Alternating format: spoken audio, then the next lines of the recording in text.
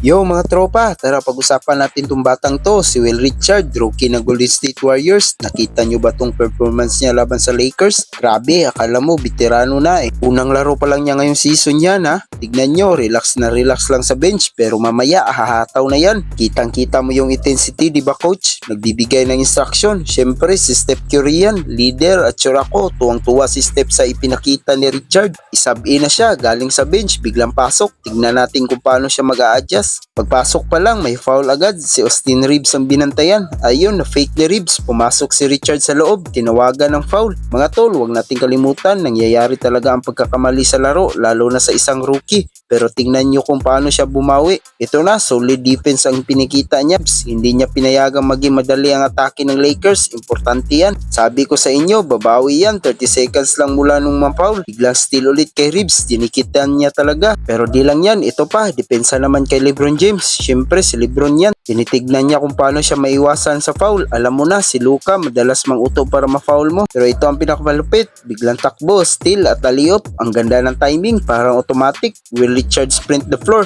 Tignan mo yung pagtakbo niya, yan ang di makikita sa stats pero sobrang importante dahil mabilis siyang tumakbo. Nagkaroon ng konting hesitation si Rui Hachimura at yun ang nagbigay ng espasyo para sa perfect pass at dunk. Ayun o, baka binati pa ng rep at syempre nag high five kay Steph. Kita mo sa mata ni Steph may paghanga sa ginawa ng rookie. Sinubukan pa ng 3-pointer pero sumablay, okay lang yan Rook. Pero tignan nyo yung gravity ni Steph, kahit wala siya nakakadistract pa rin. Ito pa, offensive rebound, tumalon, umiscore, deflecting the ball at nakuha ng complement kay Steph.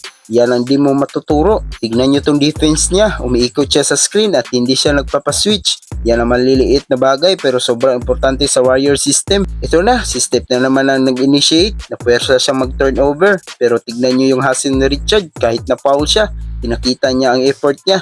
Nagsalubong ang depensa pero siya tuloy lang. At sa dulo na ng laro, kailangan na malaking shot. Ito na, 3-pointer, pasok. Ang laki ng shot na yan sa mga huling minuto. Nagpakita ng kumpiyansa ang rookie. Will Richard is here for the foreseeable future. Wait lang, gusto ko rin ipakita to. Butler, miscore pero 10 points pa rin ang lamang ng Warriors. Pero tingnan nyo tong Laker fans na to.